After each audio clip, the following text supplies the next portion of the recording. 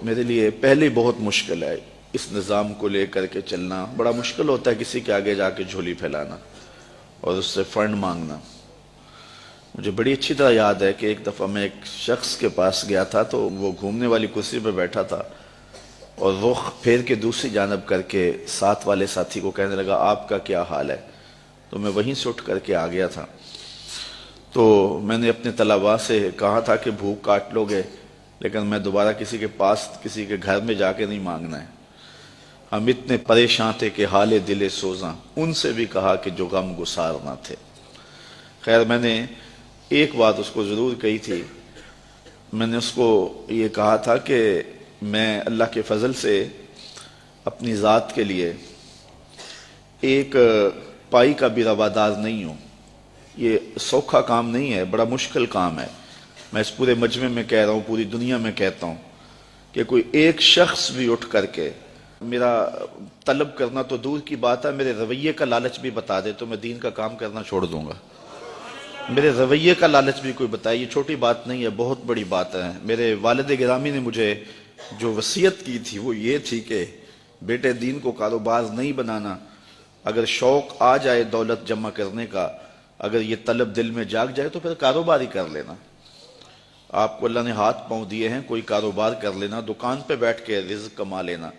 تو دین کو جو ہے وہ روزی کا اڈا نہیں بنانا.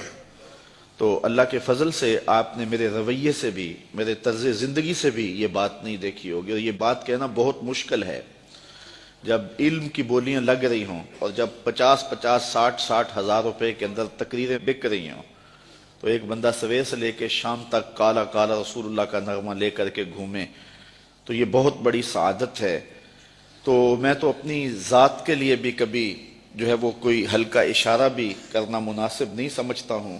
اور اللہ نے دل کو یہ استغنا کی دولت دی ہے تو میں نے اس کو جو ہے وہ ایک شعر بجوا دیا تھا. میں نے کہا میں بڑا غیرت مند شخص ہوں اور خوددار آدمی ہوں, لیکن میں ان بچوں کے لیے جھولی پھیلانے کے لیے آپ کے پاس آیا تھا.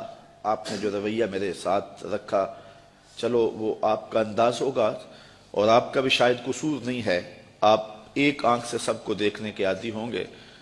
تو میں نے کہا تھا کہ میرے سوال کی عظمت تو دیکھ, میرے سوال کی عظمت تو دیکھ, خیرات نہ دے حسن طلب کی داد تو دے. میں نے کہا یہی دیکھتا کہ ایک شخص کس طرح تیرے پاس آیا ہے. خیر اللہ تعالیٰ جل شانہ کی بارگاہ میں ہم نے دعا مانگی تھی کہ مالک ہمیں کسی کا محتاج نہ کرنا. یہ سلسلہ جو آپ کے سامنے ہے انشاءاللہ یہ بہت جلد پایا تکمیل تک پہنچے گا. میرے عزیز نے بات کی, آج سے 4 ماہ قبل کی بات ہے, کہ ایک پراپیگنڈا کے طور پہ پورے شہر میں یہ بات پھیلا دی گئی کہ یہ جگہ جو ہے یہ بیچ کے کھا گئے ہوئے ہیں. تو مجھے افضل کہنے لگا, میں جمعہ پڑھانے کے لیے ممبر کی جانب جا رہا تھا, تو مجھے کہنے لگا کہ آج جمعے میں آپ نے وضاحت کرنی ہے کہ جگہ ہم نے نہیں بیچی ہے, یہ محض پراپیگنڈا ہے. تو میں نے اسے کہا کہ مجھے بتانے کی ضرورت نہیں ہے, حالات آئیں گے تو وقت خود بولے گا. تو یہ ہم کس کس کی صفائیاں دیتے پھرے, لوگ ہمیں گالیاں نہیں دیتے, لوگ کیا کچھ نہیں کہتے ہیں.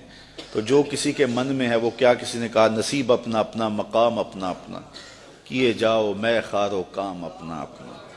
اب تو لوگوں کا محبوب مشغلہ بن گیا ہے ہمیں چھیڑنا, ہمیں تکلیف دینا, ہمیں اذیت پہنچانا.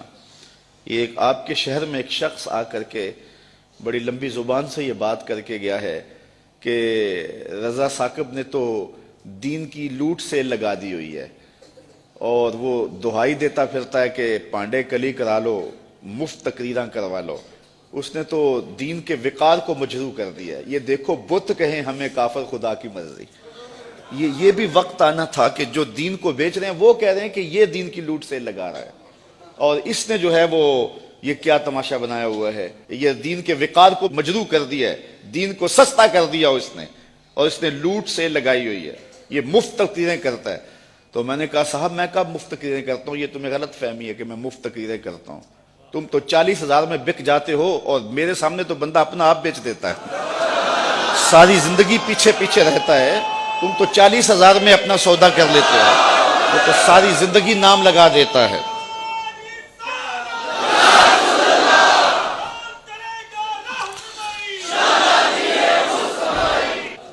میں نے کہا تم تو 40,000 میں بکتے ہو لیکن لوگ جانے بھی دے دیتے ہیں اور کہتے ہیں یہ ابھی بیانہ ہے، ابھی قیمت تو باقی ہے۔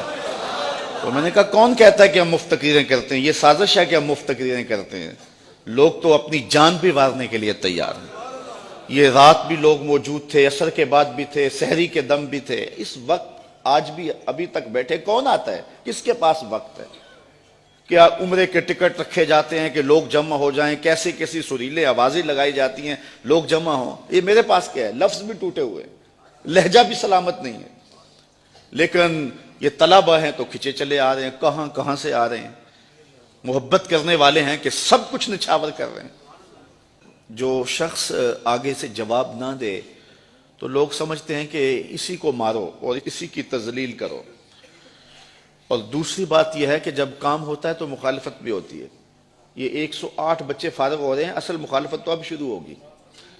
تو مجھے ایک صاحب ذمہ دار ہیں، بزرگ ہیں، تو وہ کہنے لگے کہ کچھ لوگوں کے کنایتم جو ہے وہ ذکر کرنے کے بعد کہ یہ سارے لوگ آپ کی مخالفت کرتے ہیں، آپ کا مقابلہ کر رہے ہیں۔ تو میں نے بڑے حیرت سے کہا میرا مقابلہ تو نہیں کر رہے۔ کہنے لگے نہیں تم بولے آدمی، تمہیں نہیں پتا، یہ تمہارا مقابلہ کر رہے ہیں۔ میں نے کہا صاحب میرا مقابلہ نہیں کر رہے۔ کہنے لگے نہیں تمہیں نہیں پتا، یہ تمہارا مقابلہ کر رہے ہیں، اور کھلے اور کچھ باتیں انہوں نے سنانے چاہیے۔ میں نے کہا کیسے مقابلہ کرتے ہیں؟ میں ایک مہینے میں 70 درس دیتا ہوں، اگر یہ 71 دے تو مقابلہ ہونا۔ میں 70 ایک مہینے میں اللہ کی توفیق سے درس دیتا ہوں، اگر یہ جو ہے وہ مقابلہ کریں تو 71 یا 72 دیں تو مقابلہ ہوگا۔ تو آج اللہ نے ہمیں توفیق دی ہے کہ 108 طلبہ فارغ ہوئے ہیں۔ اگر کوئی مقابلہ کرنا چاہے ہمارا تو ہمیں خوشی ہوگی کہ وہ 109 فارغ کرے۔ کاش کہ ایسے مقابلے کا ماحول پیدا ہو جائے۔ فاستبقوا الخیرات، اس مقابلے کی ترغیب تو رب نے بھی دلائی ہے۔ نیکی کے کاموں میں ایک دوسرے سے آگے بڑھنے کی کوشش کرو۔ کاش کہ اس طرح کے مقابلے کا ماحول پیدا ہو جائے تو یہ ہمارے لیے خوشی کی